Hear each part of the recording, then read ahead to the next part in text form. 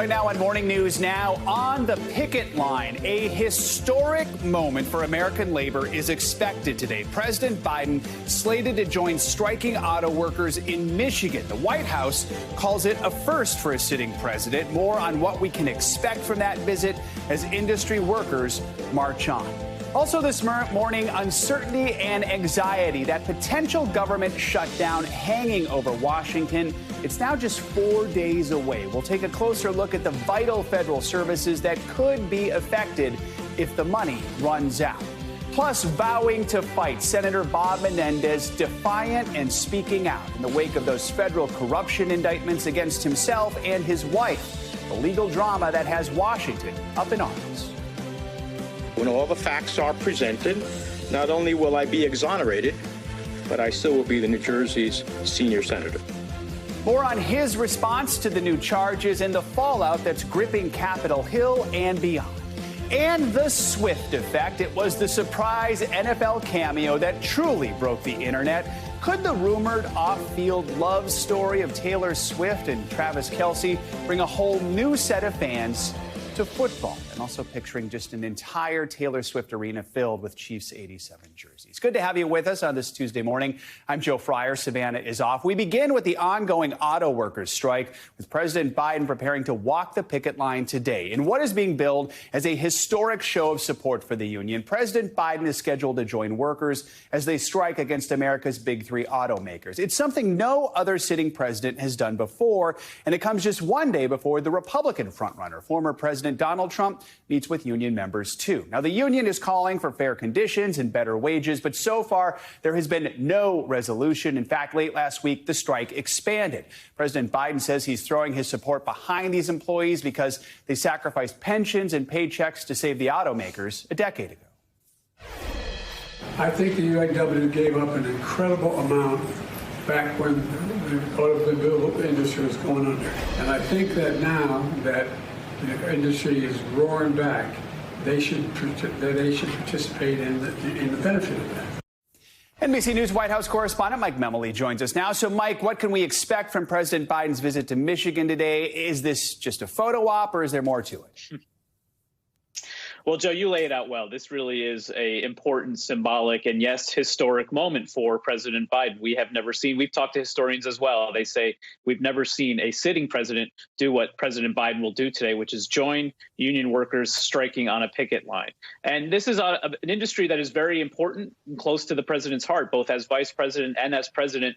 He has spent a significant amount of time trying to revive the U.S. Auto industry. As vice president, you remember in 2008, the fallout of the Great Recession, how Detroit nearly went bankrupt in a literal sense here because of the damage to the auto industry. And so the president making the point yesterday that because we've seen it come roaring back, and in part because of the policies he says he's seen through that have boosted the auto industry and created 235,000 new auto jobs, it's important for workers to benefit from it. Now, there has, of course, been some tension between the president and the union. They seem to at times have rebuffed efforts by the White House to be more engaged.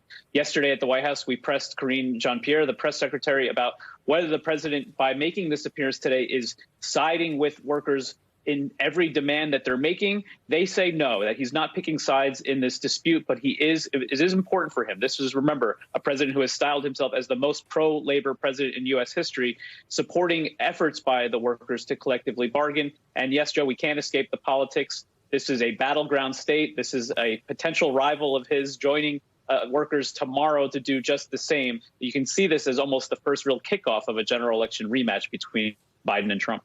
Yeah, let's emphasize that. Today it's President Biden. Tomorrow, former President Trump, who's skipping the Republican debate again, instead heading to Michigan. He's going to deliver a primetime speech to auto workers. So the optics aside, why do both men feel it's so important to be there right now? What does this say about the issues that are really on voters' minds as we head into 2024? Yeah, this is a little bit of defense on the part of President Biden because he did win the union vote in 2020, but not by a landslide. And this is really at the heart of President Biden's reelection campaign, this idea that he is reviving the economy, not just for those at the top, but the middle out and the bottom up, as he likes to say.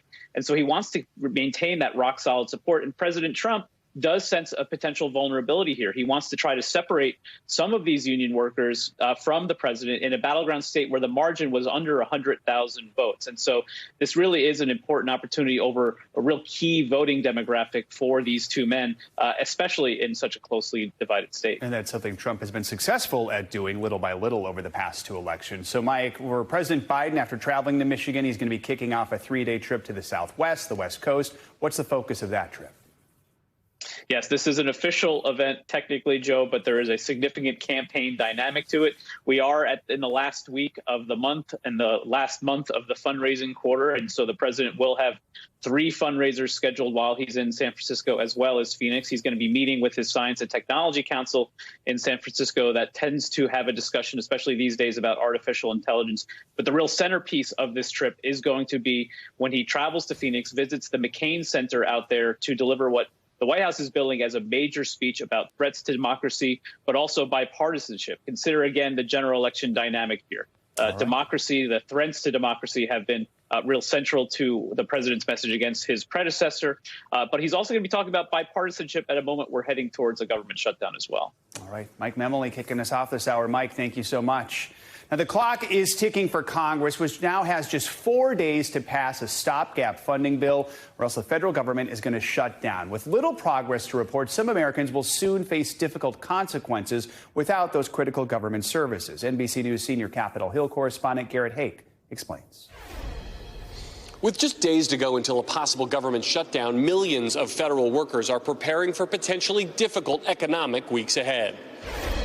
At a Washington warehouse, volunteers are preparing for the practical impact of the political impasse looming 5 miles south on Capitol Hill. We know that when budgets are stretched, food is the first thing to go. The Capitol Area Food Bank is now planning for a possible surge of 100,000 people in the D.C. region needing food assistance soon if the government shuts down this weekend. Think about the cleaning crews, the food service, those who have food trucks outside of, government buildings and offices. A shutdown would divide some 4 million federal employees nationwide into 2 groups: essential workers, including active duty military, border patrol, and air traffic controllers expected to keep reporting for work, and furloughed workers simply sent home.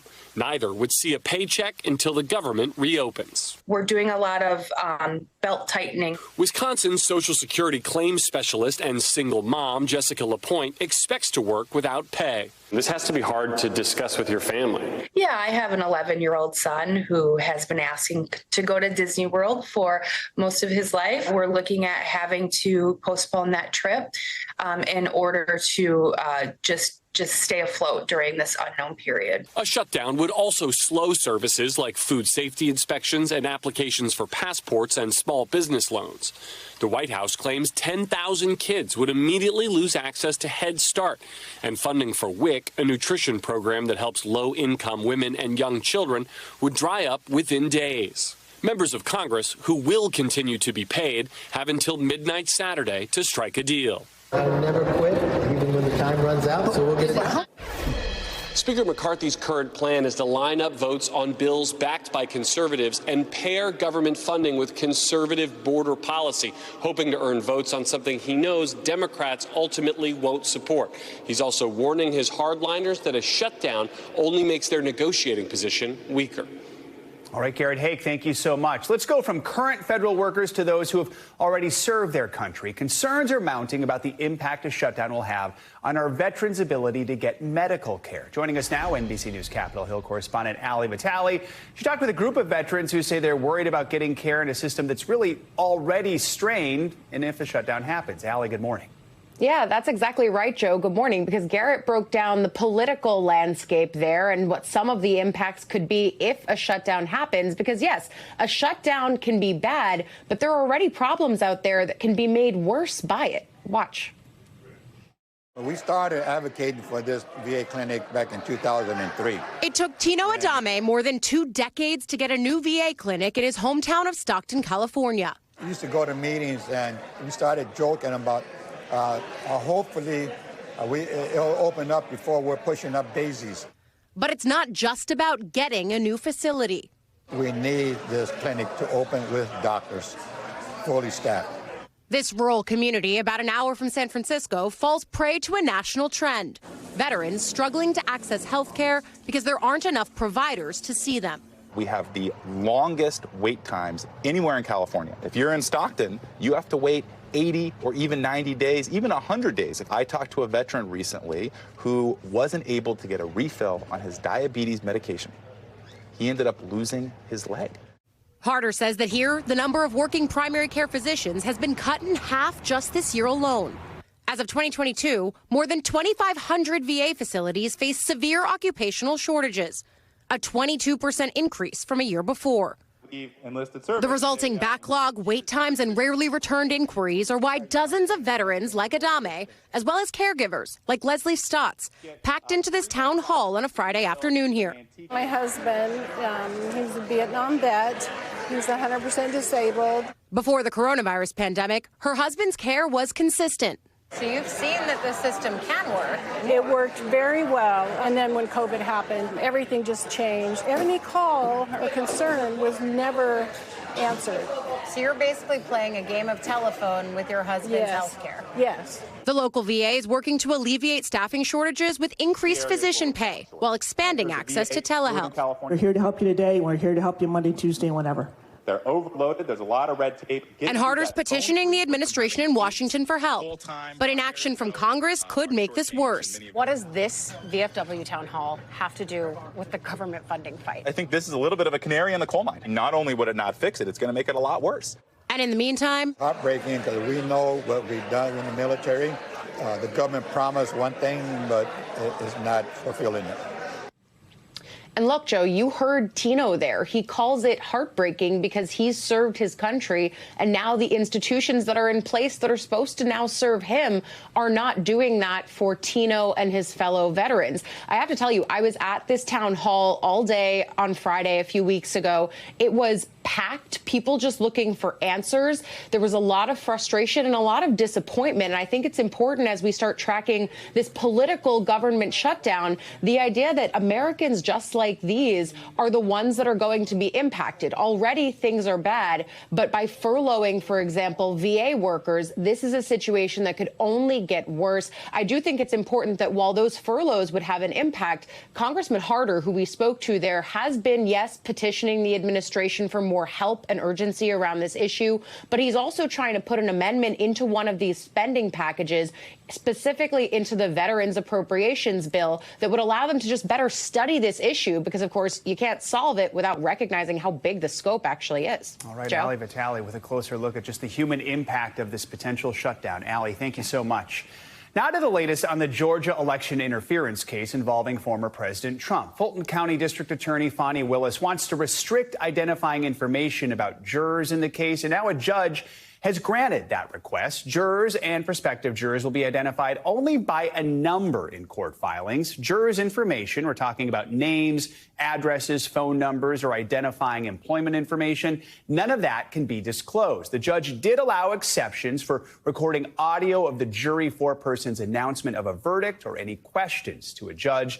This ruling comes after Trump supporters had posted the names and addresses of the grand jurors who were involved in Trump's indictment to a fringe website. Trump and 18 co-defendants are accused of attempting to overturn the 2020 election results in Georgia. They've all pleaded not guilty to those charges. So a government shutdown is looming. Auto workers are on strike, but the writers' strike, after roughly 5 months of picketing, may soon be entering its final act. Over the weekend, the Writers Guild of America struck a deal with the alliance that represents studios, ending the standoff that led in part to the cancellation of several new fall shows. Well, writers have made gains. Actors are still striking. NBC News national correspondent Miguel Almaguer has the very latest on the Hollywood shutdown. The writer's strike is getting its Hollywood ending.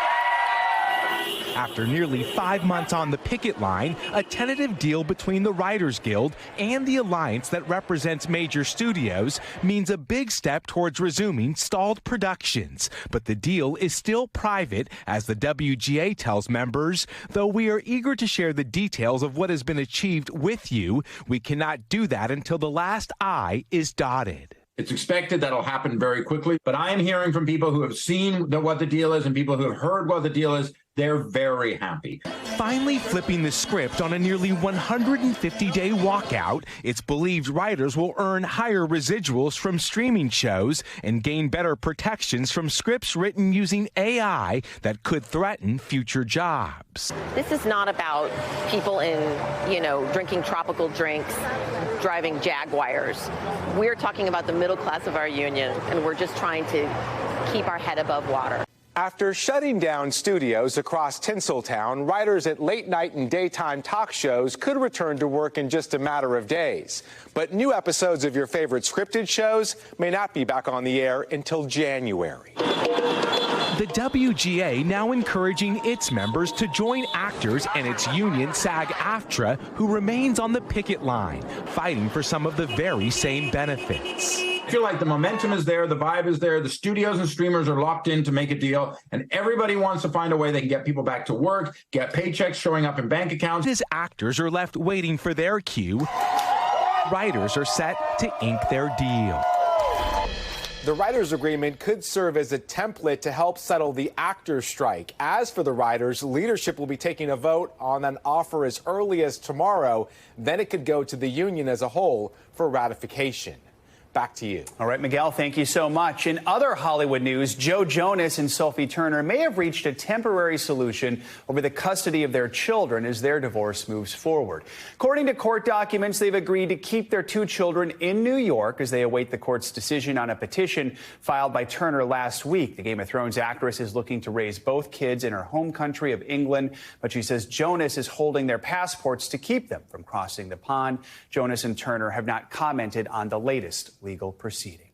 An atmospheric river is drenching the Northwest this week. Let's get a check on your morning news now. Weather meteorologist Angie Lassman's tracking the rain for us. Now it's the West Coast's turn, right, Angie? Exactly. We're going to turn the faucet off, kind of, for most of the Northeast. We'll still have some lingering showers there, but we're going to turn it on for parts of the Northwest. That's where we see the really saturated grounds over the coming days with the concern for some flooding. So let's give you the details of exactly what's going to play out. We've already had one area of low pressure work on shore in the previous days. Now we're going to have a secondary one that's going to work closer to the shore, still bringing some kind of scattered showers across parts of the Northwest as we get through the later parts of today. It doesn't really push on shore until we get into the overnight hours tonight and into tomorrow. It kind of cruises right past Washington and Oregon, but dumps plenty of rain across parts of that region here as we get through the next 2 days, leading to the potential for some concerns for some flooding. Behind that, though, there's another low pressure system that we're going to watch. It's not quite as robust, not quite as intense, but it's still going to bring some more rain for areas that have already received ample amounts of rain and could see upwards of 2 to 3 inches by the time this is done. That atmospheric river is leaving us with a whole lot of moisture to tap into. So we're going to look at the concern for flooding, especially along those areas in this region that had wildfires and may have burn scars left over. That we know is always problematic when it comes to flash flooding. So something that we'll watch not just today, but really through Thursday. The rain will be really good for an area that definitely needs some relief from drought. So that'll be the helpful part of this. But again, all of it happening at once is going to be a little problematic. Speaking of rain, we've also got some issues across parts of the Southeast, mainly the state of Florida, going to be kind of unsettled through the next couple of days. We've got some rain that's going to develop with this pesky kind of stationary front sticking around. But the rainfall intensity rates are going to be pretty impressive. So we'll see maybe 3 inches per hour at some point. So we'll watch for the flooding concern across Florida as well as we get into Thursday. That'll be something that you'll want to take note of. And how about those temperatures across, well, the South? They're still into the 90s, low 90s, that is, for Little Rock and Dallas, but still running above normal. Triple digits will remain in Phoenix. The ends of the country are looking below normal, but most everybody across the midsection is quite warm through the afternoon hours today, or at least above normal for where we should be. Kansas City hits 80 degrees tomorrow. Mid 70s along the coast tomorrow for Charlotte. We'll end up, though, kind of moderating out, Joe, as we get into Thursday, Friday. New York will be into the upper 60s and low 70s by the weekend. This morning, I was like, I'm cold. It is cold. Yeah, I've noticed you were cold. It's like a heat sandwich. It's like the heat's in the middle of the country. Term. I'm going to have to use that heat now. Sandwich. There you go. By the way, you are wearing your Taylor Swift Kansas City Chiefs red, I'm right? a big fan, is that intentional? Of which? Taylor Swift or the Kansas City Chiefs? Taylor Swift, Travis Kelce, them together. All right. Well, that's good because that sets us up perfectly for what's coming up here on Morning News Now. More on the Taylor Swift cameo that broke the internet. All those dating rumors swirling around her and Chiefs star Travis Kelce. Chelsea, are impacting both of their fan bases. That's later in the hour. But first, a defiant Senator Bob Menendez. He's now vowing to fight those new federal corruption charges against him and his wife. We've got more on that and his future in Washington after the break.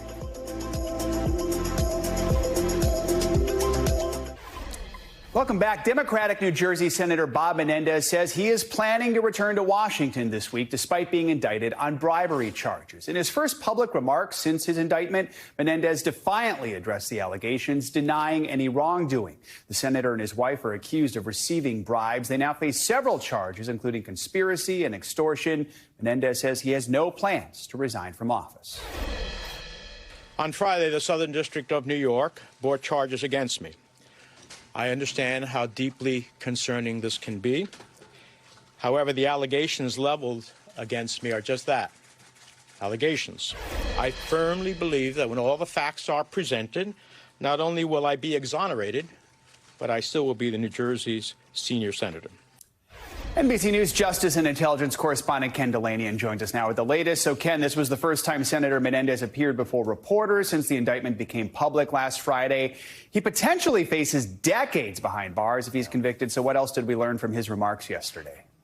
Good morning, Joe. Well, the senator didn't really address many of the specific allegations in the indictment, but he did address one. He said that he offered a possible explanation for why the FBI found nearly $500,000 in cash, some of it stuffed in suit jackets in his closet. He said it's because he has a habit for 30 years of withdrawing large sums of cash from his savings account and keeping it around in case of emergencies, which drew a lot of skepticism, as you can imagine, from people, including fellow Democratic Senator John Fetterman. So the senator also spoke to the issue of the presumption of innocence. Take a listen. We cannot set aside the presumption of innocence for political expediency when the harm is irrevocable. To those who have rushed to judgment, you have done so based on a limited set of facts framed by the prosecution to be as salacious as possible. Those who now are attempting to malign my actions as it relates to Egypt simply don't know the facts.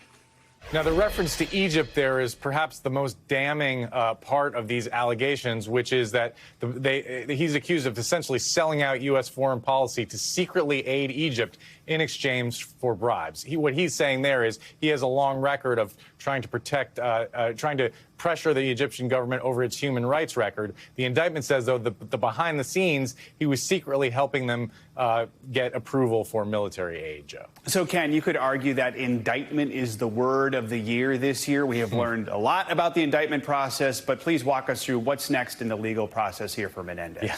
Indeed, indeed. So Senator Menendez, his wife, and the three alleged bribe payers are all due to be arraigned tomorrow in federal court in New York, where they are all expected to plead not guilty. And then the case will take its normal course. But there's a lot of interesting questions and potential twists and turns. First of all, the U.S. attorney said the investigation is still open. They're still looking for witnesses. And then there's the question of whether any of these other co-defendants potentially could flip on the senator, including, in some wild imagination, his wife. Nothing is impossible here, and we'll have to see where this goes. So, Ken, while Menendez says he's going to return to Congress this week, he did not explicitly address whether he's going to run for re-election. He's up next year. We do know New Jersey Congressman Andy Kim announced he's going to challenge Menendez for the seat. No doubt others are going to follow. So talk to us about the pressure he's actually getting from fellow Democrats to step down. It's significant, Joe. The last time he was indicted and he beat those corruption charges, most Democrats stood with him. This time, just last night, the Speaker of the House, former Speaker of the House, Nancy Pelosi, told Rachel Maddow that she thinks that Menendez should resign. 3 Democratic senators have said that, and the Democratic governor of New Jersey. So there's a lot of pressure on him to step down, but so far he's showing no signs of heeding that pressure. He is in it for the long haul. He's going to fight. He beat the charges the last time, and he hopes to do it again, Joe. Yeah, former Speaker Pelosi making headlines with that interview with Jen Psaki last night. All right, Ken, thank you so much. Police in the United Kingdom are now investigating allegations of multiple sexual offenses by comedian Russell Brand. Brand first faced scrutiny last week after the release of a documentary containing accusations from 4 women who allege he sexually abused them. NBC News foreign correspondent Matt Bradley has the details, and a warning: this story does contain descriptions of sexual assault. More trouble for British comedian and actor Russell Brand. British police confirming they're now looking into a number of allegations of sexual offences, both in London and the rest of the country. What I seriously refute are these very, very serious criminal allegations. Brand issuing a new video statement Friday accusing Big Tech of trying to censor him, but not addressing the allegations directly. Obviously, it's been an extraordinary and distressing week. Police say the offences are all non-recent, and officers will be offering specialist support to all of the women who have made allegations. While police didn't give details of the dates or incidents under investigation, the lead detective said, quote, "We continue to encourage anyone who believes they may have been a victim of a sexual offence, no matter how long ago it was, to contact us." The police probe comes after 4 women came forward in the British media and told their stories in a documentary entitled Russell Brand in Plain Sight, a joint investigation by the Sunday Times, The Times, and Channel 4 dispatches. I was like, oh my God, he raped me. Their allegations, spanning the years from 2006 to 2013, include rape, sexual assault, and abuse. One woman says she was 16 years old at the time of her alleged assault. I was pushing him away, and he wasn't backing off at all. And so I ended up having to punch him really hard in the stomach to get him off. Another woman sharing text message with the Times she says are between her and Brand following her alleged assault in 2012 in Los Angeles, writing, "When a girl says no, it means no."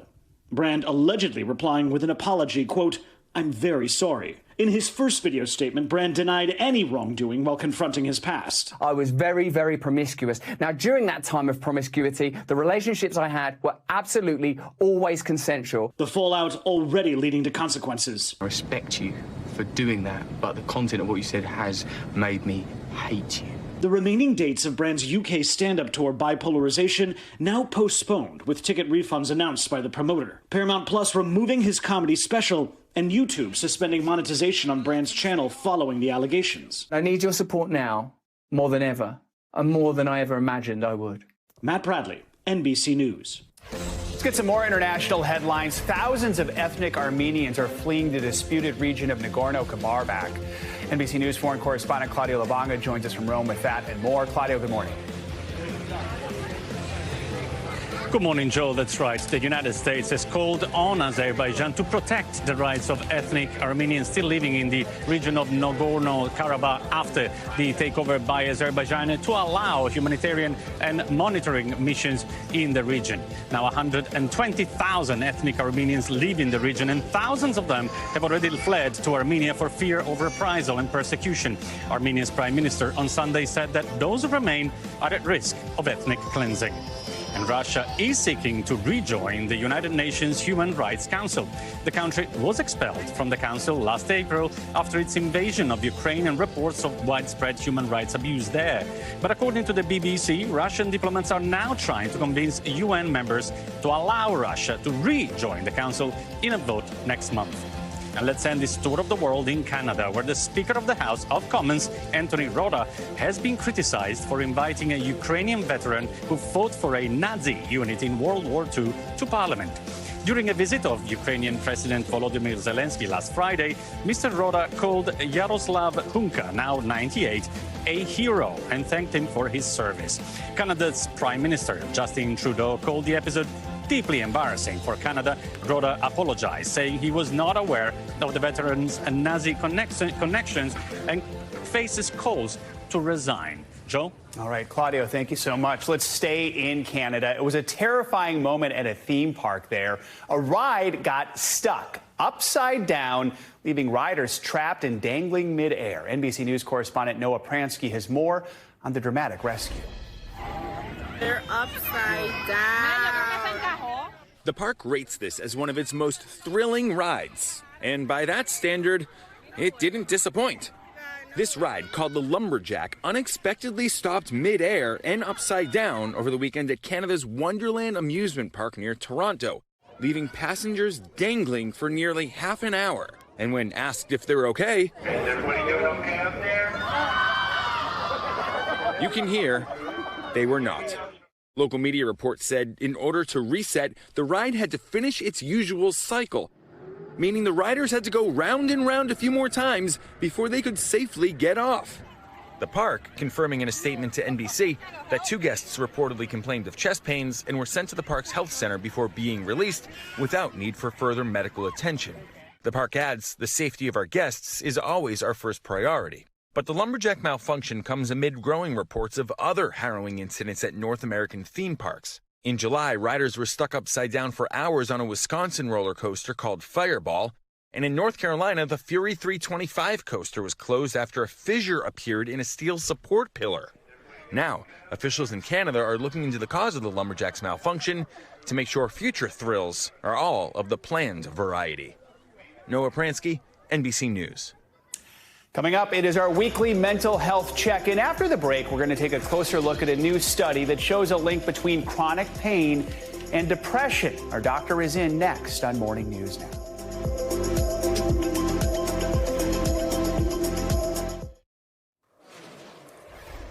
We're back now with our weekly mental health check-in. We're taking a closer look at a link between chronic pain and depression. Plus, more men are turning to the internet to express their anger. We'll explore why that could be a mask for underlying mental health issues. Let's bring in Dr. Erica Richards for more on this. She's the chair of psychiatry at Sibley Memorial Hospital and an assistant professor of psychiatry at Johns Hopkins Medicine. Dr. Richards, good to have you with us. So let's start with that study on pain and mental health. Research found nearly 1 in 20 adults experience chronic pain and depression at the same time. So walk us through how these issues can be linked. Good morning, Joe. So we've known for a long time that there's a link between chronic pain and mood disorders, anxiety disorders. And what we're seeing is that, like you said, 1 in 20 people, so about 12 million people are having these co-occurring illnesses. It affects everything sometimes, their ability to work, their ability to socialize, their ability to exercise. And what we know is that people with chronic pain are about 5 times as likely to report depression and anxiety compared to people that don't have chronic pain. So what this means is that, for example, at Johns Hopkins Hospital, what we do is we take a multidisciplinary approach to treatment involving people that understand pain, involving people that understand mood and anxiety, and ensuring that both of these are treated at the same time, which we are seeing better outcomes taking that approach. That's good to hear that you are seeing better outcomes with that approach. All right, let's talk about the Wall Street Journal releasing a report addressing the number of men who are angry online. That anger could actually be masking a deeper issue of loneliness and depression. We know depression's an epidemic right now, especially among men, especially among middle-aged men. So are we seeing an epidemic of male anger right now? And what can be done to help them so they don't harm themselves or harm other people?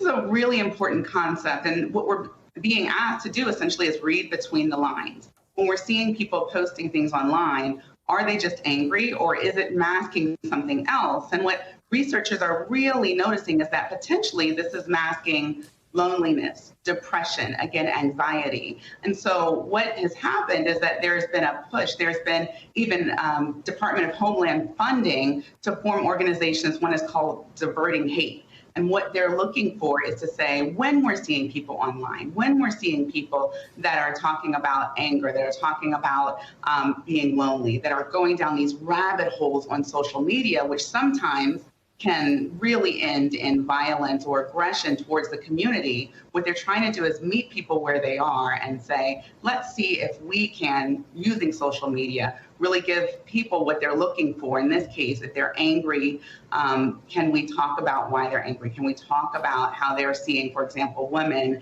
and why they're angry towards women? Can we reframe this a little bit? Yeah, I was struck by the number on the screen there, 65% of men hesitant to seek help. So it's so important to remove that stigma. All right, finally, Dr. Richards, some people on TikTok, they're turning to somatic shaking or dancing to release some of their stress and anxiety. So what is that? And why does a good dance party in the morning maybe help set us up for a less stressful day? At the heart of this practice is really focusing on this mind-body interface. How are the two connected? And really what the instructions are saying is plant 2 feet on the ground and shake, move, dance, put on good music. And the thought behind this is that inherently as humans, we have this fight or flight response, which is very good historically for survival of the species. But now what we're doing is we're trying to outlet that adrenaline in a different way that really helps with depression and anxiety in some instances. All right, maybe we'll incorporate like a 1-minute dance party in Morning News Now every morning from from now on to help everyone out. All right, Dr. Erica Richards, thank you so much. Appreciate it. Staying with health news, there is new hope in the fight against epilepsy. The brain disorder affects millions around the world and can make it tough to perform everyday tasks. NBC News medical fellow Dr. Akshay Syal takes us inside the experimental treatment that patients say is giving them their lives back. Annette Adkins, a 60-year-old woman from Portland, Oregon, has spent the last decade terrified a seizure could come at any moment. Some days, when you're having seizures so often, it's just hard to know, how is my life going to go? In 2014, Annette was diagnosed with epilepsy, but despite taking 4 different medications, was still having 14 seizures a month. Globally, 50 million people struggle with seizures, and about a third of them are like Annette.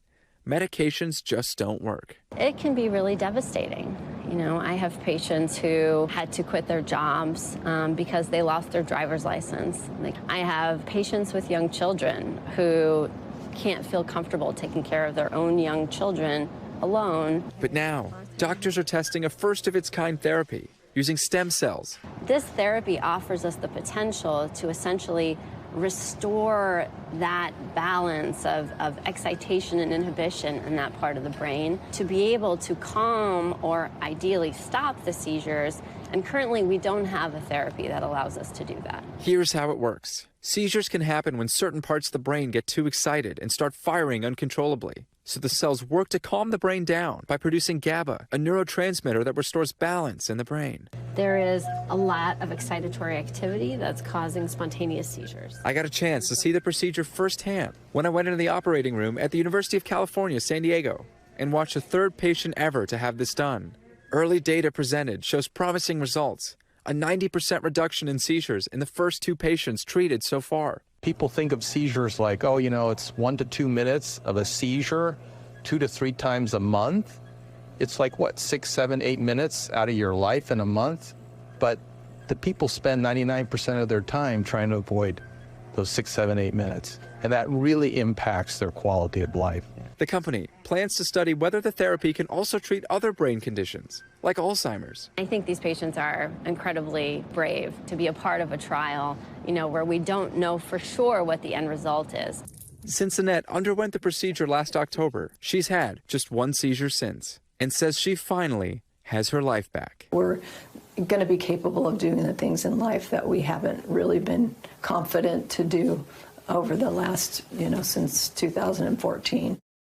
And our thanks to Dr. Syal for that reporting. Coming up, it is the classic speak and spell with a big 2023 upgrade. ChatGPT can now chat with you out loud. We've got more on how it all works and, of course, what it sounds like. That's next on Morning News. We're back now with the reading crisis in America's schools. An alarming number from the National Assessment of Educational Progress, also known as the nation's report card, found only 33% of 4th graders can read proficiently. Now, school districts are assessing what's going wrong as they try to fix it. NBC News correspondent Rahima Ellis has that story. In rural Mississippi, students are getting back to basics, learning to read with an emphasis on phonics, like kids did decades ago. Short E says what? It's a major shift introduced 2 years ago by Dr. Melissa McCrae, the former principal here at McLaurin Elementary School. It began after she realized how many of her 4th graders could not read at grade level. We were about 14% proficient. 14%? Yes. So we knew immediately that we had to do something to make a change in our building. The change was dramatic. We were not explicitly teaching the components of reading. The overhaul included retraining teachers, small group instruction, and tracking individual progress. Consonant or vowel? Consonant. They mostly left behind an approach commonly known as balanced literacy, adopted by many schools nationwide and facing growing criticism. It emphasized clues like pictures to understand a story and de-emphasized phonics. For example, in a picture book, if a line reads, "The sheep wakes up," the school says a child who's never seen sheep may say, "The dog wakes up." The child has the basic idea of an animal, but take away the pictures and the student struggles to read. Pig. Today, teachers here focus on the science of reading. What's your prefix? That includes explicitly teaching phonics, fluency, and sounding out words. What's been the impact on the children? I've seen students who felt like they couldn't do it. And then once we started to implement a structured reading program, it went from I can't do it to I can do it, I am doing it. Space. Ship. Now used throughout the district, officials say it's making a difference. Last year, system-wide, 65% of elementary school students reached reading proficiency. It's just amazing to me to see the light bulbs turn on, to see them soak up all of the knowledge that's being poured into them. Teachers now on a new course narrowing the reading gap word by word. Now. Rahima Ellis, NBC News, Florence, Mississippi. Things just got a little more talkative in the AI universe. The company behind ChatGPT announced that its chatbot will now have the ability to speak. Users will now be able to have a back-and-forth conversation with ChatGPT, and that's not all. The artificially intelligent bot will be able to converse in 5 different languages. It's all part of OpenAI's new upgrade to its iOS and Android apps. Let's bring in Jonas Stern for more on this. She's the NBC News personal technology analyst and the senior personal technology columnist for the Wall Street Journal. Joanna, always good to have you with us. So walk us through this new update. What do we know about these new vocal settings, and how does OpenAI determine even how these voices are made? Yeah, so we've had on one end systems like ChatGPT and Google's Bard, which are large language models that are really generative AI. They can talk and speak a lot like humans, right? The type of text, the type of conversation that gets spit out in text, that's what it seems like. On the other end, we've had systems like Siri and Alexa that are just voice assistants that just have a voice and you can prompt them to do things. And this is the start of seeing those things come together. Now we are able to talk to ChatGPT. It has a voice. I have spoken to it. It sounds very human-like. And you are still getting that text response, or it is reading. It's doing text to speech. It is reading the text response that ChatGPT gives you. So I do want to hear what this sounds like. I know we do have that clip of you having a conversation with ChatGPT. First, let's take a listen. Pretend I'm your best friend. Ask me how my day was. Of course, friend. How was your day? Did anything interesting or special happen? I'm here to listen. I shot a video at work.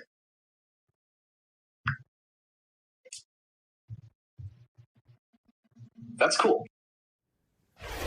So not a rapid fire conversation, but what did you learn about the app, and what is ChatGPT possibly learning about us through this, albeit slowly? Yes, absolutely. So as I said in my piece, there are a lot of signs this thing is more like humans, and in terms of the cadence and the intonation, and you heard that in that voice. It did not sound robotic like you might think of an Alexa or Siri, but on the other hand, it is very slow, and it is clearly still a machine, and there are some kinks they have to work out there, though OpenAI said that they have already solved some of those and that I was testing a beta app. But to your point here, people are going to be able to converse with this if they pay for ChatGPT Plus, which is the subscription version that's about $20 a month. And yeah, you'll be able to now talk to ChatGPT very much like an Alexa or a Siri. To be fair, there are days when I respond that slowly to people, too. So this upgrade also includes a new camera feature, I understand. How does that enhance the app's abilities? Yeah, so this is very cool. Currently, you've been able to talk to ChatGPT, use your voice, or type in words. Now you can actually take a photo or upload a photo and use that to prompt ChatGPT. So one example, as you're seeing right here, is I took a picture of a leaky faucet in my garage, as you can see, hose. As you can see, I didn't really know how to solve this, so I asked, how can I fix this? I didn't say what it was, and I just put this into the system. And automatically, it came back with some advice, though albeit not great advice, on how to fix the hose. And so what's really cool there is that you're not having to describe something. All right, very interesting. All right, it keeps evolving ever so quickly. Joanna Stern, we appreciate you keeping us up to date on all of this. Financial headlines now, and the controversial construction of $1 billion Ford battery plant coming to a halt. CNBC's Silvana Henao joins us with that and other money news. Silvana, good morning. Hey, Joe, good morning. That's right. Ford is pumping the brakes on the construction of a multi-billion-dollar battery plant in Michigan. The move comes as the company is in the midst of national contract talks with the United Auto Workers Union, which wants to represent workers at battery factories and win them top wages. The UAW went on strike against Ford and the other two Detroit automakers, General Motors and Stellantis, on September 15th. The proposed plant would have employed 2,500 workers and produced enough batteries to power 400,000 electric vehicles a year.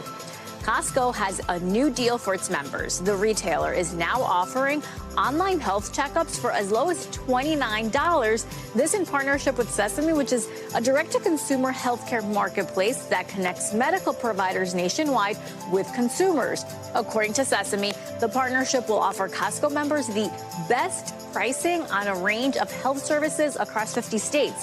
Members will need to verify their Costco membership to access a discount. And the Powerball jackpot is a step closer to $1 billion after no ticket matched enough to secure the $785 million prize. The jackpot, which has not been won since July, is now an estimated $835 million going into Wednesday's drawing.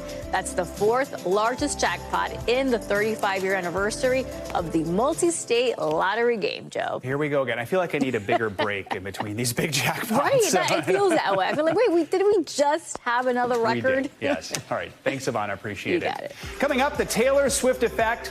It has now reached the NFL with a surge in Google searches for Chiefs star Travis Kelce after the pop icon was spotted at Sunday's game amid all those dating rumors, of course. So how is it affecting their respective fans? We'll take a closer look next. We're back now with a ticket to history, a pair of front row balcony tickets to Ford's Theater, dated April 14th, 1865.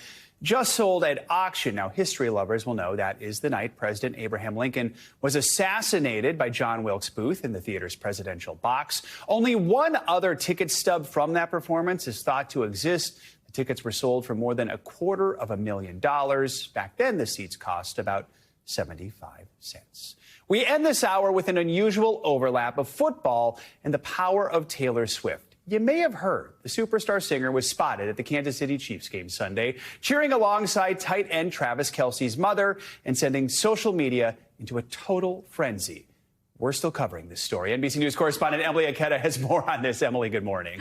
Day two on this developing story, Joe. Do you want to guess what the #1 search on Google was after Sunday's game? I'll tell you, it was Travis Kelce with more than 2 million searches. And with a rumored romance between the Super Bowl champ and mega pop star, Swifties are now gearing up to enter their red and gold era. There are few things that could upstage NFL football in the U.S. But Swiftmania has done just that with a possible love story that set the internet on fire. Taylor Swift's surprise appearance at Sunday's Kansas City Chiefs game further fueling speculation that she's dating star tight end Travis Kelce.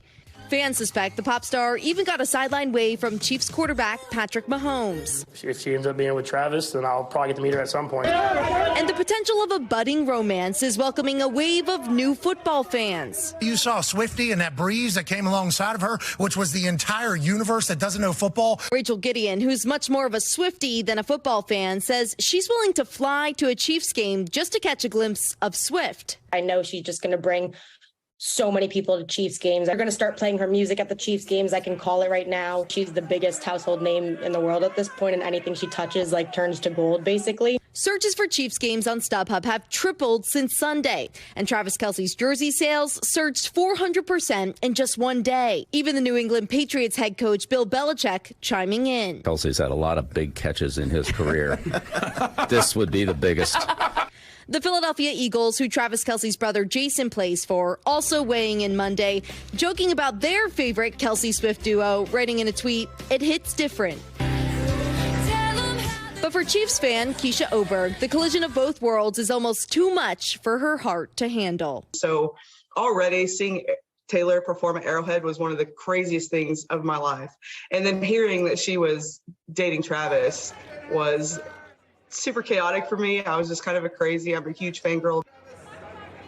Okay, so in case we need more proof that this woman can move mountains, Looking at homes with Roku TVs, they saw a nearly 60% increase in viewership at Sunday's game compared to the week before. A source close to Swift tells NBC News the pair is hanging out, but in the early stages. Those early stages still not stopping fans from debating what should their couple relationship name be? What should their nickname be? Well, there's a couple. There's Trelsey, there's Trailer, there's Double T. I know. People are really grasping here, but we have some time to confirm as we wait for We'll still work on that, all right? Yeah. And Bill Belichick with the quote of the week. All right. Man, yeah. Emily, thank you so much. That's going to do it for this hour of Morning News Now. Stay with us. The news continues right now.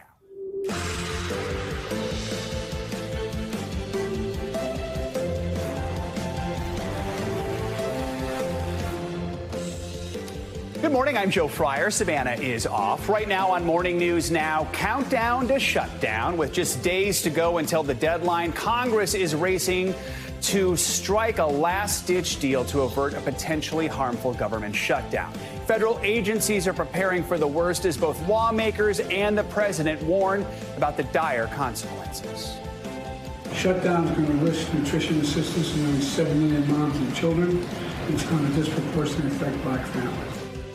Details of where things stand right now and a closer look at what could happen if Congress fails to reach an agreement. Also this morning, a tale of two strikes. In a major show of support, President Biden plans to join auto workers on the picket line in Detroit later today as the ongoing dispute with three of the biggest car makers rolls on. Well, over in Hollywood, there is a potential breakthrough in that walkout with the writers' union reaching a tentative agreement with the major studios. We'll bring you the latest on those two big labor battles. Pain at the pump. Gas prices are ticking higher again amid rising oil costs. More on what's behind the latest surge and when we could see some relief on the horizon. Plus, so hot right now, tea time might be over. There is a new favorite drink across the pond. We'll find out why more Brits are putting down their teacups and picking up their coffee mugs. Welcome to the club. Good to have you with us on this Tuesday morning. We're going to start with the latest on the possible government shutdown. It's now just 4 days away, and it's creating an uncertain future for millions of Americans. NBC News Capitol Hill correspondent Ryan Nobles has the very latest from Washington. Lawmakers on Capitol Hill are nowhere near coming up with a deal that House Republicans could support that would also pass the Democrat-controlled Senate and be signed into law by President Biden. Meanwhile, the paychecks of millions of government workers, including members of the military, hang in the balance.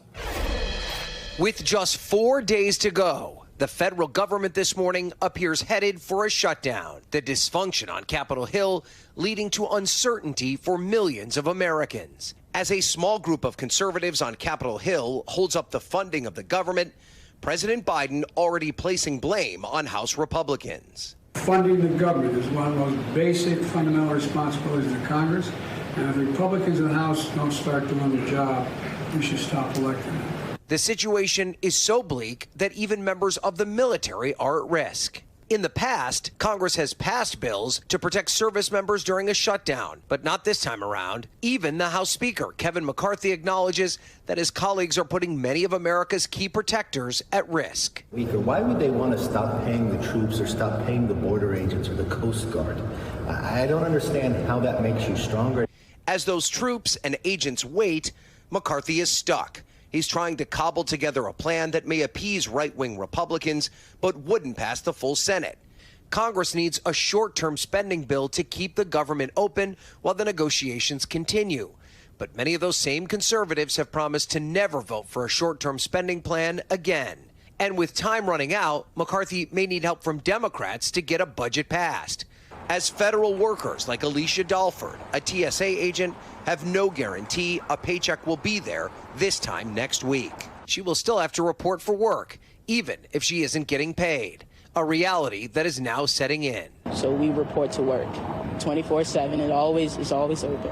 And she remains hopeful Congress can find a way to get something passed in time. And against the backdrop of all of this is the future of Kevin McCarthy as Speaker of the House. He's going to need Democrats in order to pass a bill that will ultimately fund the government. But his conservative colleagues have warned that if he cuts a deal with Democrats, they will attempt to remove him as Speaker. All right, Ryan, thank you so much. New Jersey Senator Bob Menendez is defending himself against bribery allegations, defiantly rejecting calls for his resignation.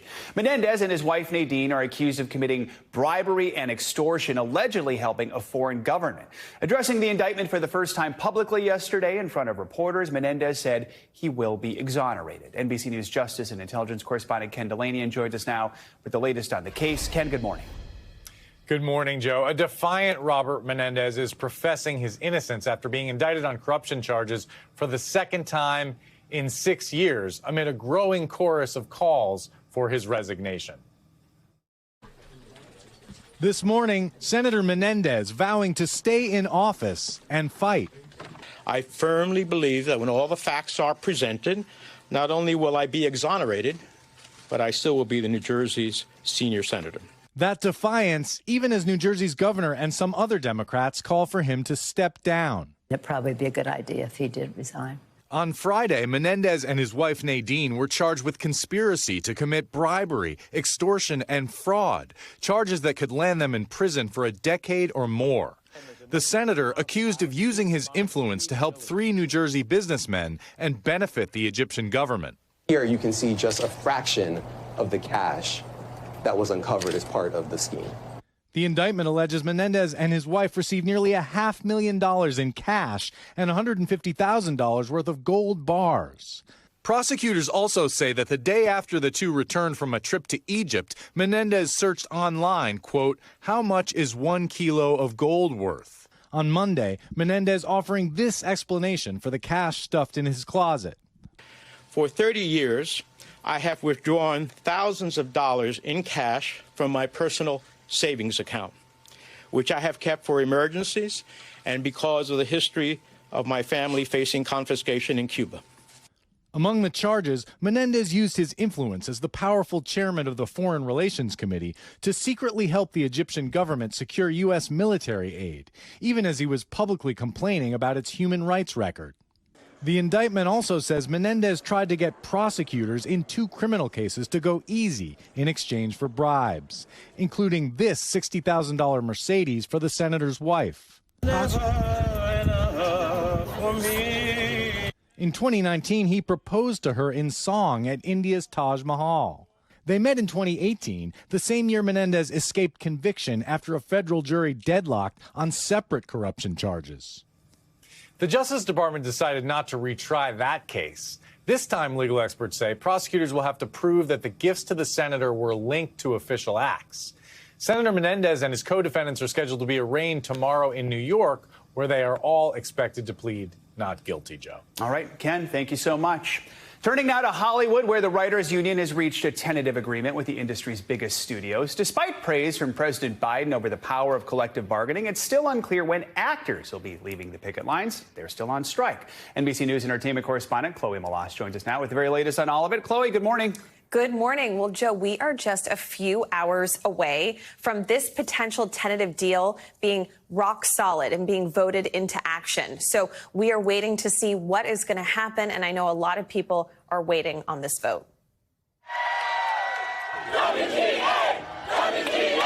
Relief and cautious optimism from writers who've been out of work since May. I'm very excited to actually read it and see what it actually is, but it feels good.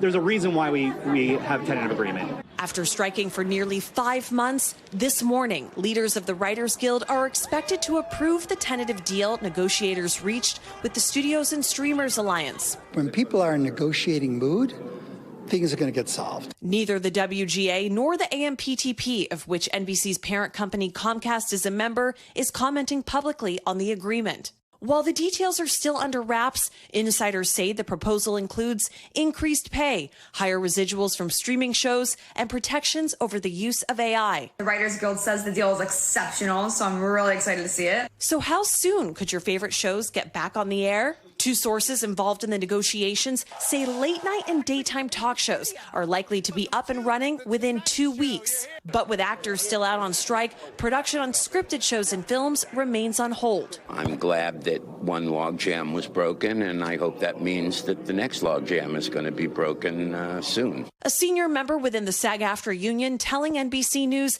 they hope to get a meeting scheduled this week. It would be the union's first round of negotiations with studios and streamers since the actors went out on strike in July. While actors and writers have been fighting for many of the same guarantees around worker pay and protections, a source familiar with SAG-AFTRA's demands say actors have some unique concerns, such as health insurance and rules around self-taped auditions to create more equality when vying for a role. All that needs to be resolved and soon in order to get next season's summer blockbusters in theaters on time. We can't stop fighting because we make the work, and when we fight, we win! So two sources close to the AMPTP side of negotiations tell me that they are hopeful that both of these guilds will be up and running with production in full swing by Thanksgiving. So that is not that far off. And we could really see Hollywood, people getting their paychecks, people back to work right in time for the holidays. And we know the domino effect is so great, so that would impact a lot of people. All right, Chloe, thank you so much. In other labor news, we're also watching the auto workers strike. Today, in a historic move, President Biden is set to join workers on the picket line in Michigan. It comes just one day before Republican frontrunner, former President Donald Trump, is scheduled to meet with union members there. NBC News senior White House correspondent Gabe Gutierrez joins us now from Wayne, Michigan. So, Gabe, in the past, President Biden has helped diffuse other labor strikes before they happen, like the potential strike by rail workers last year, the dock workers strike that was averted just a few weeks ago. Not the case this time around. So why is this different? Hey there, Joe. Good morning. Yes, the president is walking a very fine line here, saying that he supports the auto workers. He was asked about it yesterday, whether he supported the UAW's demands. And then he says, quote, I will always support the UAW. But still, again, this is a very fine line because he doesn't want to antagonize the auto companies, or rather he hadn't for the past several weeks. Increasingly over the last several days, though, President Biden has increasingly voiced his support for these union workers because he considers himself the most pro-union president ever. That's according to him and his campaign. So this is a crucial visit for him. The White House says that this is the first time that a sitting president will visit an active picket line in modern times, Joe. So, Gabe, I mean, this is all playing out in Michigan. It was a key part of President Biden's electoral victory in 2020. It was key for Trump in 2016. The Auto Workers Union saying it's withholding its endorsement of Biden for now. We're more than 13 months from the general election. So what kind of impact could this strike have on Biden's reelection campaign and really on the 2024 campaign in general? Well, a lot of potential impacts. And this carries some potential risk for the president politically because no matter what the outcome of these negotiations are, he will likely own that outcome now that he is actively coming here to the picket line. You mentioned that former President Trump coming here on Wednesday, skipping the GOP primary debate, coming here to address auto workers. Now, I spoke with a source with former President Trump's campaign saying that, you know, the campaign would love the UAW's endorsement, but is not expecting it. The chances are that the UAW will end up backing President Biden. However, the fact that the UAW has withheld its endorsement, essentially making the president earn it, is significant because of the new leadership for the UAW.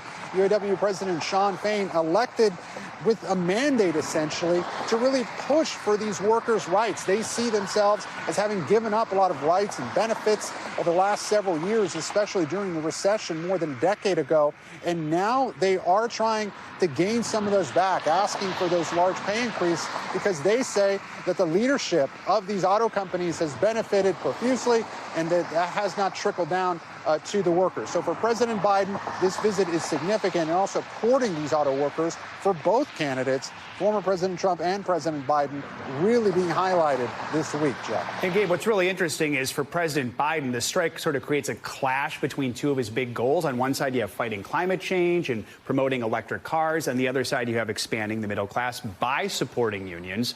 So what's the strategy here for handling the strike? How does he balance those two things? right? And it is a balancing act, right? Look, yesterday the White House Press Secretary Karine Jean-Pierre was asked repeatedly, is he siding with the UAW over the auto companies? Bluntly, she was asked a question, and she really sidestepped it, saying that, yes, President Biden is siding with auto workers, but again, careful not to antagonize the auto companies. And the reason for that is that analysts think that if there's a prolonged strike here, it could cost the U.S. economy billions of dollars. And that, of course, very significant for the 2024 election. According to our recent NBC News poll, just 37% of registered voters said that they approve of President Biden's handling of the economy. So again, the Trump campaign now saying that, they call this a cheap photo op, that they say that they argue that President Biden's support of electric vehicles and the administration's support of electric vehicles could end up costing union jobs. So again, this is so crucial and such a balancing act with for President Biden, not just siding with these auto workers, but making sure that this strike does not affect the overall U.S. economy and potentially hurt his reelection chances. Right. Joe? Gabe Gutierrez ahead of the president's visit to Michigan. Thank you so much. Now to the migrant surge taking place at the southern border. Leaders are now sounding the alarm on the recent influx of migrants as Border Patrol agents say crossings are on track to reach record highs. NBC News Homeland Security correspondent Julia Ainsley has more on that story. The border crisis up close. Our cameras there as this group of hundreds of migrants illegally crossed the Rio Grande into Eagle Pass, Texas. Border Patrol removing razor wire installed by Texas Governor Greg Abbott. Behind me, you have Border Patrol coming in to rescue some of these migrants carrying young children to try to keep them from crossing here and getting cut on this dangerous wire. Border Patrol says the wire can pose a humanitarian and drowning risk. Federal agents start cutting the wire, allowing the migrants to enter the U.S. Most of these migrants are from Venezuela, headed for cities throughout the country. We meet this family with a 6-year-old son who just cut his arm on the wire. What we've gone through on this journey, it's not worth it, he tells us. Why do you say that? What happened? Deaths along the way, blackmail, they rob us, they kidnap us, he says. This young woman says she was sexually assaulted and extorted in Mexico. They gather with hundreds of migrants under this bridge. DHS officials tell us most migrants illegally crossing the border are processed and released into the U.S. We've just learned in August over 300,000 migrants crossed the border, the highest monthly total ever. In just the last 24 hours, over 11,000 migrants were encountered by Customs and Border Protection. The mayor of El Paso sounding the alarm. And we have come to what we look at a breaking point right now. Republican Texas Congressman Austin Pfluger blames Biden border policies for encouraging more migrants to come. The president needs to close the border. He needs to do the right thing. Stop abandoning us. This is not normal. The administration says they're working with Mexico to ramp up enforcement. Meanwhile, DHS officials tell me they expect the numbers here to rise. All right, Julia Ainsley, thank you so much. Let's talk more about this with El Paso Mayor Oscar Lesser, who you just saw at the end of Julia's story there. Mr. Mayor, good morning. Good to have you. You say you're at a breaking point right now. What are the biggest concerns you have? Well, the biggest concern is that we have to help decompress the system. And as we know that they're not coming to El Paso, they're coming to the United States. And only about 1% of the people that do cross the border into El Paso actually do stay in El Paso. So we have to make sure we find sheltering and make sure that we help them get to their next destination. So we started out with 400 hotel rooms that we would be able to do. The prior night, we had 9 hotels and over 1,000 hotel rooms, but that's not enough. We continue to struggle to make sure that we can house and help the people to be able to move to their next destination. In that story there, after we heard you say we're at a breaking point, we heard a Republican congressman say the Biden administration needs to close the border. Do you agree? Well, the borders are closed. There's no ifs and buts about that. The borders are closed. I think it's important to know that, yes, the immigration process is broken. We all understand that the process is broken and it needs to be fixed. It won't be fixed here on the north side. It needs to be fixed on the south side of the border and continue to work with other countries to be able to move forward. So that's something that's important. But are the borders open? Absolutely not. Is this a nonpartisan crisis? Absolutely. You know, we've been talking about immigration and immigration policy for decades with no great solution. What do you think needs to be done with the immigration system as a whole? Well, like I said, they need to be fixed, and they need to be fixed on the South side and work with other countries as the influx is great. I mean, we're experiencing right now about 2,000 a day that come into the El Paso sector. Like I said, only 1% of those will stay in El Paso, and the rest will go on to the U.S. because that's where they're coming to be with their family, to have a better life for their family, and they have families and friends that they're going to be joining with. So the way we're going to fix the problem is to really work on the South side to help us all really regulate the numbers that are coming in. And, you know, El Paso is a very welcoming community, and I'm very thankful for that. And we'll continue to treat people with dignity and respect. Is the Biden administration doing enough to help you out right now? You know, Secretary Mayorkas has really been a big help to our community. There's no way that a community like El Paso would be able to do this. Everything we do today is with federal funding. Then, so we're an agent for the federal government, and it's a border city. We do have responsibilities as the immigration system is broken and how we work together. So, yeah, the Biden administration, Secretary Mayorkas is really working with us. FEMA is working with us. We couldn't put this on the back of the local taxpayer. It would be a total impossibility for us to be able to do that. So what's the most important thing that El Paso needs right now? You know, the most important thing we need is to help us decompress our system. Like I said, we have so many people coming in to El Paso, and how do you decompress is to help us move people to their destination as they're coming into our system. So working together, and one of the things is we can keep pointing fingers, we can keep arguing about the system. We all know it is broken, so now we need to work together for a solution that's a nonpartisan. Mayor Oscar Lesser, we know you're very busy right now. We appreciate you taking the time to join us and talk this morning. Thank you. Good morning. All right. Stay with us here on Morning News Now. We got plenty more coming up. Welcome back. Thousands of evacuees displaced by the Maui wildfires were allowed to return home to Lahaina so they could survey the damage. It's the first time they've been back since the fire broke out more than a month ago. Residents walked around the area looking at charred debris where their homes and neighborhoods once stood. Volunteers were there to help them safely sift through the wreckage. At least 97 people were killed in the fires, which destroyed more than 2,000 buildings on Maui. And now for a check on your Morning News Now weather. NBC meteorologist Angie Lastman tracking some rain across the country. Hey, Angie, good morning. Hey, good morning, Joe. Yeah, there's a couple of trouble spots that you might want to grab your umbrella and keep it with you throughout the day.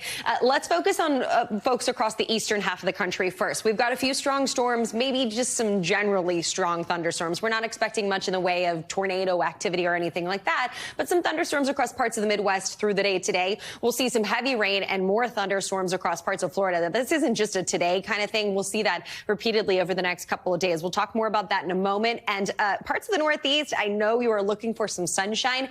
Unfortunately, most of us not going to get it today. It's still going to be fairly cloudy, dealing with some lingering showers, but we will see improvements throughout the week. That's the good news. Meanwhile, out west, some sunshine across parts of the Southwest, but it's the Northwest that we're watching for an atmospheric river event. We're already dealing with heavy rain that has worked through over the past couple of days, and more rain is on the way. You can see the radar this morning showing just those scattered showers working their way in from the coast and moving into portions of the Northwest. This is going to be the area that we'll see the trouble when it comes to maybe some flash flooding concerns over the next couple of days, because we have multiple storm systems that are going to move closer to the coast and eventually onshore. Here's the next one. This is the second low of this event. We'll see this likely as we get into the overnight hours tonight. If you watch the timeline of it, a big push of moisture works in as we're getting out the door, say maybe early tomorrow morning. It'll be a little bit rough for folks here.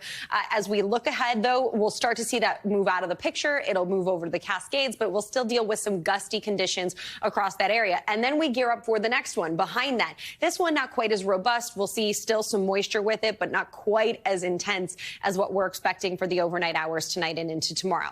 When this is all said and done, as we get through Thursday, upwards of an inch, 2 inches, maybe 3 inches of rain is possible. And this is good news in some ways because, of course, we have a drought that we're dealing with in much of that region.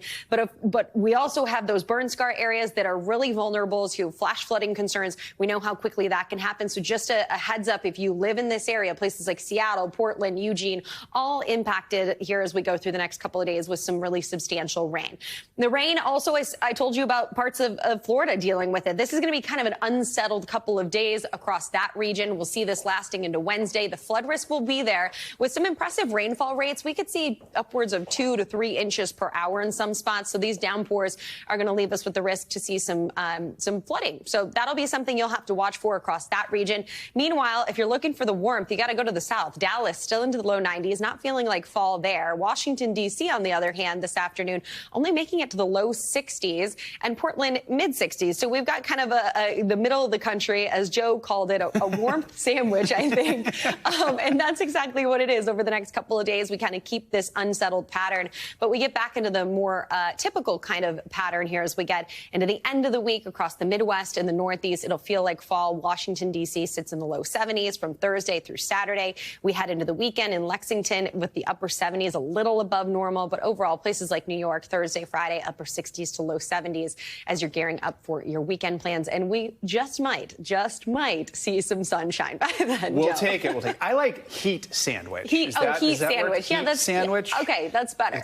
Who doesn't want a heat sandwich for lunch? Sandwich. Yes. It's on the menu today. Thank you, Angie. Appreciate it. Of course. Now to what's making international headlines, starting with the latest from the war in Ukraine. NBC News foreign correspondent Claudio Lavaga joins us from Rome with that and other world headlines. Claudio, good morning. Good morning, Joe. Well, today, the commander of the Russian Black Sea Fleet appeared on a video conference with other Russian officials a day after Ukraine said he was among those killed in a missile attack in Crimea last week. Now, only yesterday, Ukraine's special forces said Admiral Viktor Sokolov, Russia's most senior Navy admiral, was among 34 officers killed in the bombing of the Black Sea Fleet headquarters in Sevastopol. Earlier today, the Kremlin declined to comment on Ukraine's claim. NBC News was not able to independently verify either claim, including, of course, Sokolov's appearance on that video conference call. Now, let's go to Canada now, where Canadian Sikhs staged protests across the country after Prime Minister Justin Trudeau accused the Indian government of involvement in the murder of a Sikh separatist in British Columbia last week. In Toronto, about 100 protesters burned an Indian flag and struck a cardboard cutout of Indian Prime Minister Narendra Modi with a shoe. And hundreds of other protesters gathered outside India's diplomatic missions in Vancouver and Ottawa. India denies any involvement in the murder and called Trudeau's allegations absurd. And let's end this tour of the world in Mexico, where archaeologists unearthed a richly adorned human body found during the construction of a major rail project. Mexico's National Antiquities Institute say the discovery was made near the Maya ruins of Palenque in Chiapas state, and that the body could be more than 1,000 years old. The burial site also contained ceramic vessels, ear flares, and a pair of greenstone beads, leading archaeologists to believe he was an elite resident of the ancient city, Joe. All right, very cool. Claudio, thank you so much. Coming up, fighting dementia. The wife of Hollywood legend Bruce Willis speaking out about the actor's battle with the illness in an exclusive interview with NBC News. That's coming up next.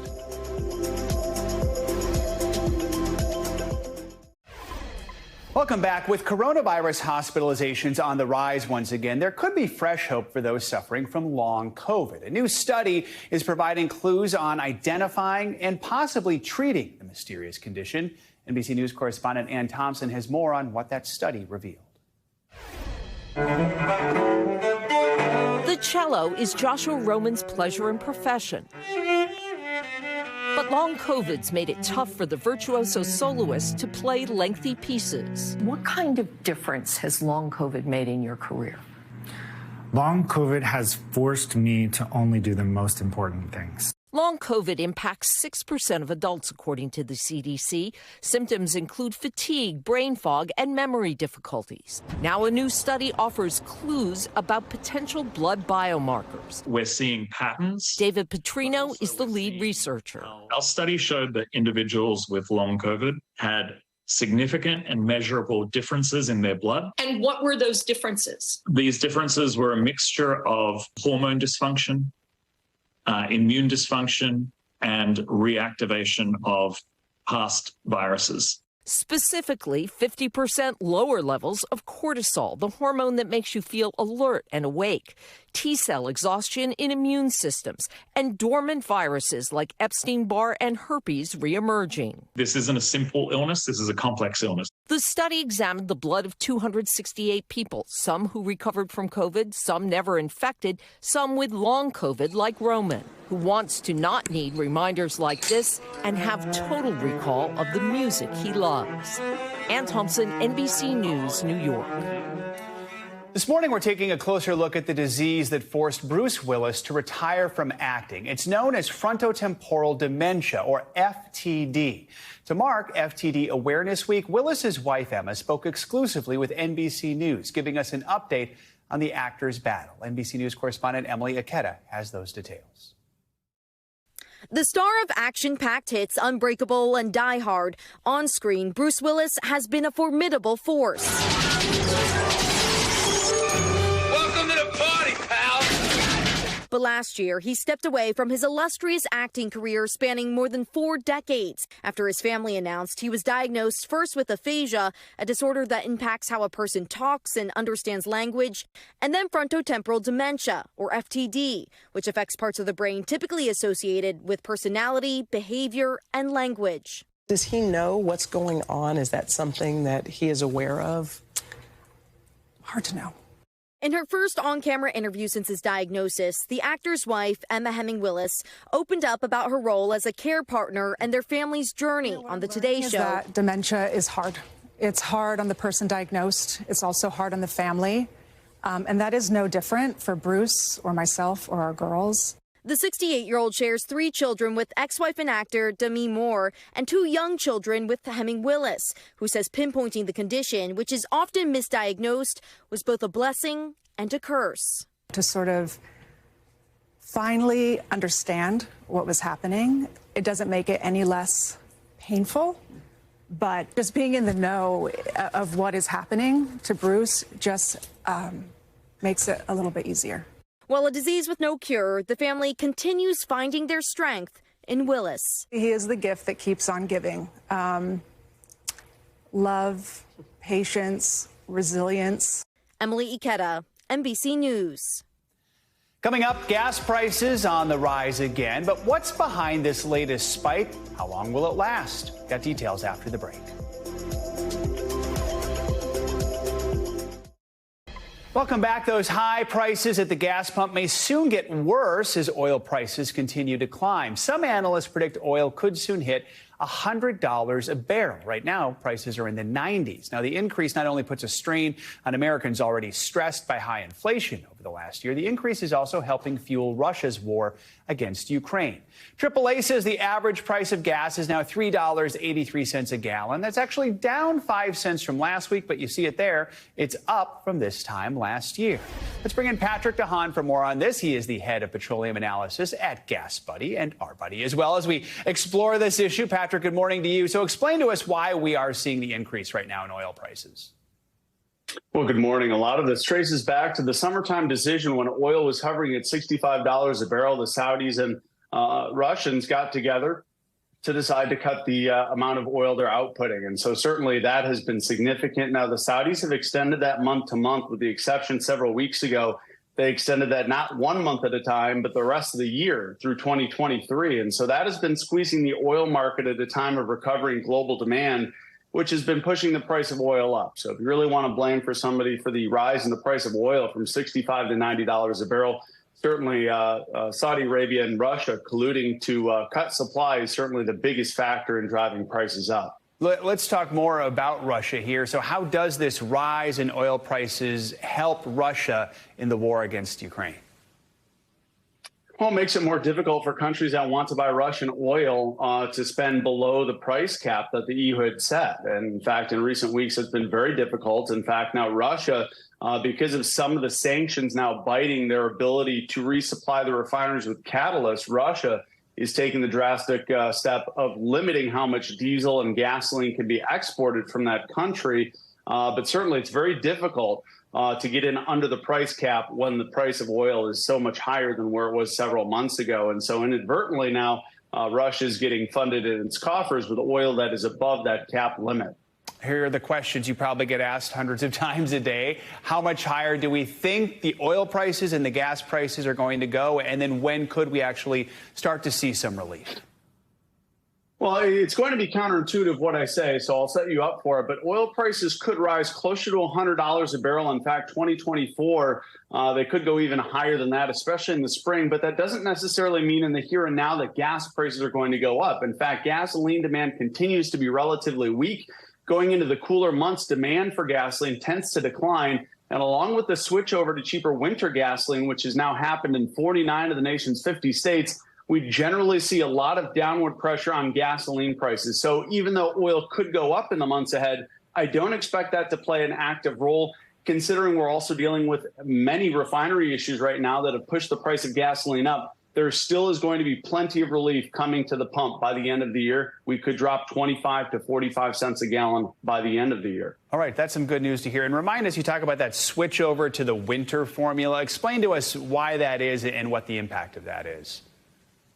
Well, in 49 of the nation's 50 states, the EPA regulates the type of gasoline in use from June 1st through September 15th. In California, that's CARB mandated, and those mandates go through September 15th. After that, refineries can use cheaper hydrocarbons, mainly butane, to substitute into gasoline. That butane is very cheap, under $1 a gallon, and that's where the price difference or improvement is coming from. All right, Gas Buddies, Patrick DeHaan, thank you as always. We appreciate having you on.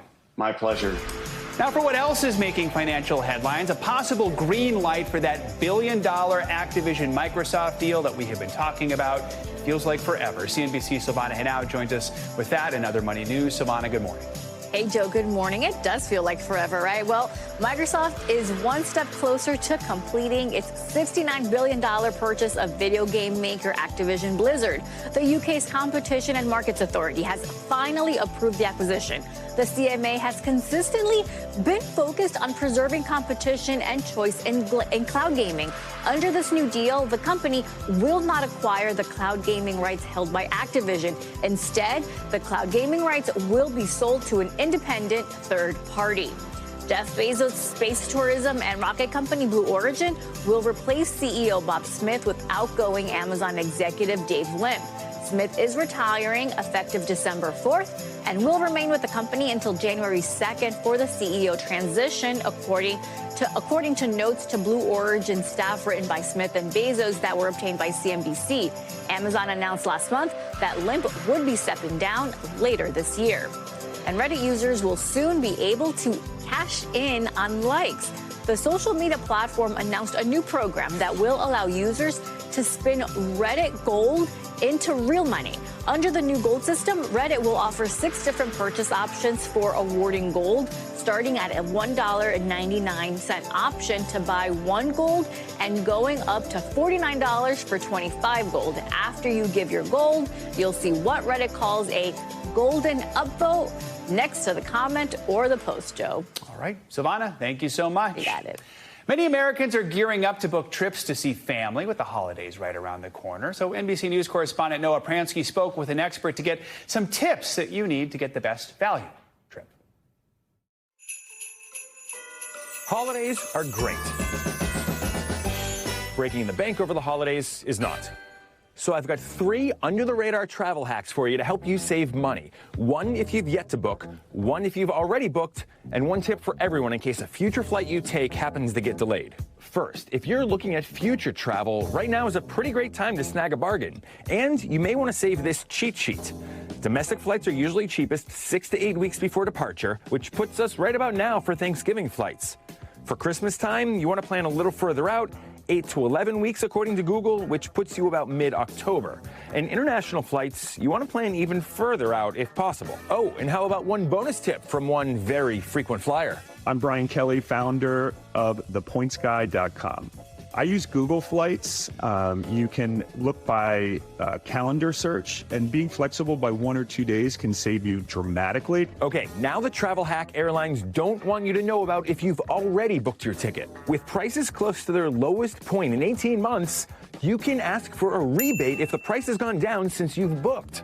Now, it depends on the airline and the kind of ticket you booked, but even if you can't get cash back, it's worth asking. Many airlines will give you travel vouchers for the difference. Psst, this repricing trick, it works for hotels too. So check back in on those advanced bookings. And finally, with delays happening more and more at U.S. airports, there may be a way to get reimbursed for any surprise costs you incur related to delays. You know, the airlines legally are not obligated to give you compensation, but your credit cards will. And that's what most consumers don't realize. So if you're delayed for a long time, flight cancellations, always ask your credit card company to reimburse the hotel, the rental car, and all those extra fees. Not to mention the meals, clothes, and toiletries you may have to buy if you get stranded for a long time. Because aren't the holidays stressful enough? I know I sleep better, even after a long, terrible travel day, if I've saved a few bucks. Now, hopefully, you can too. Noah Pransky, NBC News. Good advice there. All right, this morning we have an exclusive look at a new report that is pulling back the curtain, showing us how exactly kids are spending all those hours on their smartphones. This sounds maybe a little scary, but revealing. NBC News Now anchor Kate Snow is more on how parents can maybe start an open and honest conversation at home about which this. is really needed. Look, we have known for a long time, Joe, that kids are spending hours and hours on smartphones. But this groundbreaking report is giving us a better understanding of what kind of apps they're using, at what times, for how long, and how, despite kids' best efforts to pull away, a lot of kids and teens get sucked back in. It's a defining feature of a generation. Kids constantly scrolling, messaging, playing games, watching videos. Now, a new report is shining a light on just how much phones are trying to grab our kids' attention. Common Sense Media tracked the Android phones of about 200 kids ages 11 to 17 to see what they're actually doing. 97% of them use their phones during school hours. Almost 60% use them between midnight and 5 a.m. on school nights. And here's the most striking headline. More than half the kids got 237 notifications or more every day, with some receiving more than 4,500. Researchers say Snapchat and Discord, apps kids use typically for messaging, sent the most notifications. The business model of social media platforms is to keep you on the platform so they can sell you ads. It's really an arms race for your attention. Not all notifications are created equal. Teens told researchers it's easier to ignore more impersonal alerts, but when it's a direct link to their friends, they're drawn to their phones. Every time somebody sends you a direct message in Snapchat, you get a little pop-up. Yeah. Does it make you want to pick up the phone and look? I mean, yeah. 14-year-old Armida Mojaza wasn't part of the study, but like the kids in the study, her top social media app is TikTok. What is it about TikTok that you love? I think that feeling of indulgence when you're scrolling through the videos and how you get so interested and pulled into it is it's just really interesting to me.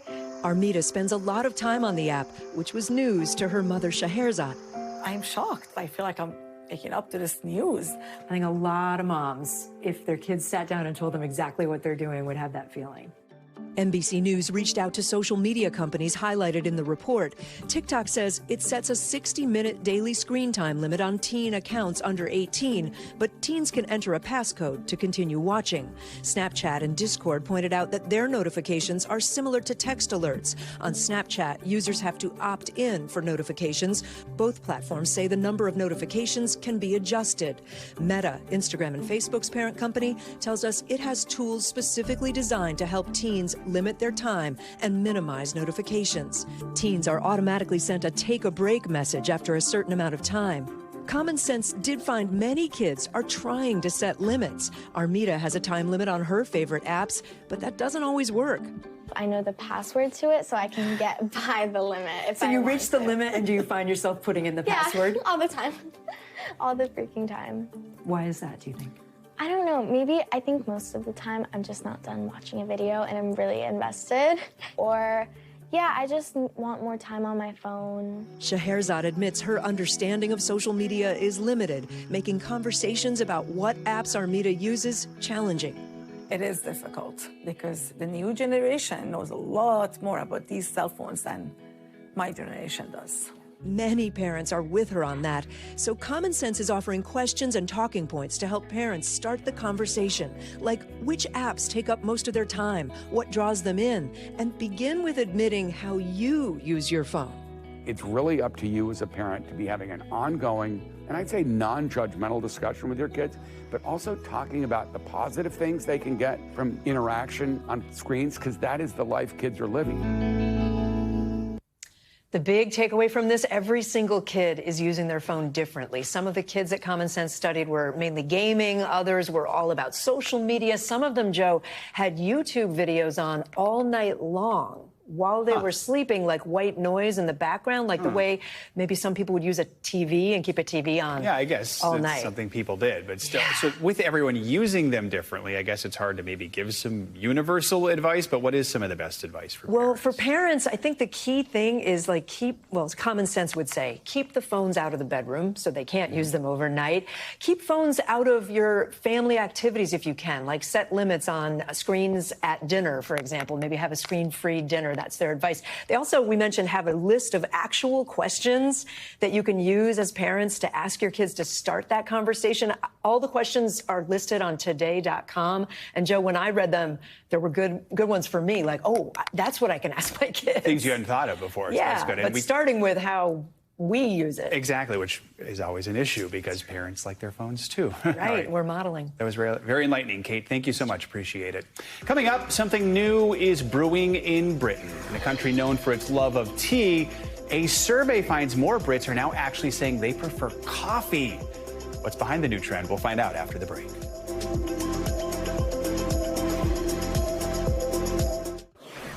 Welcome back. One of the most successful sitcoms of all time could be coming back. A reboot of The Office is reportedly in development with the original U.S. showrunner, Greg Daniels. This is one of the big projects fans are eagerly anticipating as the writers' strike nears an end. We did reach out to NBC, but so far no details on the casting or the air date. The last episode aired more than a decade ago, but The Office still has a huge following. It was actually the most streamed show by far in 2020. We'd love to see that. For centuries, a cup of tea has been the drink most associated with the UK. But according to a new survey, it has now been eclipsed by coffee. To spill the tea, here's NBC News foreign correspondent Molly Hunter. Hey guys, it is a hotly contested and very emotional issue in my country of residence, tea or coffee. Well, studies in the UK now show that for the first time in history, the tea-obsessed nation may actually prefer coffee. Take a look. Well, you know, I always figured that tea was just going to taste like hot brown water. And you know what? I was right. Yeah, it's horrible. Welcome to England. In the beloved Apple TV series Ted Lasso, the American soccer coach struggles to enjoy a time-honored British tradition. Y'all know this tastes like garbage.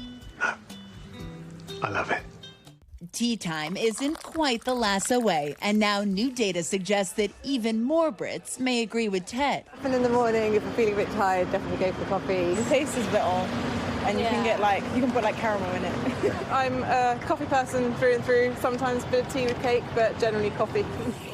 A recent survey found for the first time ever that coffee beats out tea as Britain's favorite hot beverage. 63% of those surveyed said they regularly drink coffee versus 59% who regularly sip away on a hot tea. It started with the invasion of American-style coffee shops that look a bit like Central Perk. Hey, Joey, can I get some coffee? The Australian flat white craze and artisan roasteries have taken London by storm. Well, whatever you call it, cafes brewing up the hot stuff, cups of joe to go are all the rage. And even Starbucks, which has been in the UK for more than 2 decades, is slated to launch 100 new stores across England this year. Online social media tutorials of specialty drinks feeding the frenzy. Okay, so I tried making one of those Americanized coffee videos. I think there's a generational shift with younger people getting into coffee, being more interested in it. Studies show the coffee market in the UK surpassed a whopping $2 billion this year, more than double the tea market. But tea holds a special historical place in British culture. From Mary Poppins 2 lamps, Uncle Albert? Yes, please. To Alice in Wonderland. As you can see, we're still having tea. You'll never get rid of the English afternoon tea with scones and a proper cream tea. For so many on the other side of the pond, nothing will ever replace that leisurely afternoon tea. Now, by the numbers, the coffee market across the UK is looking at a nearly 5% boost next year. Tea is expecting a decrease of 0.4%. But I think one of the real points all this data is missing is that tea and coffee serve very different purposes in the British daily life. I don't think that afternoon cuppa or even that ceremonial high tea will ever be replaced. Back to you. No kidding. I love an afternoon tea, and if I had coffee in the afternoon, I wouldn't sleep, and then I wouldn't be here. All right, Molly, thank you so much for that report. That does it for this hour of Morning News Now. News continues right now.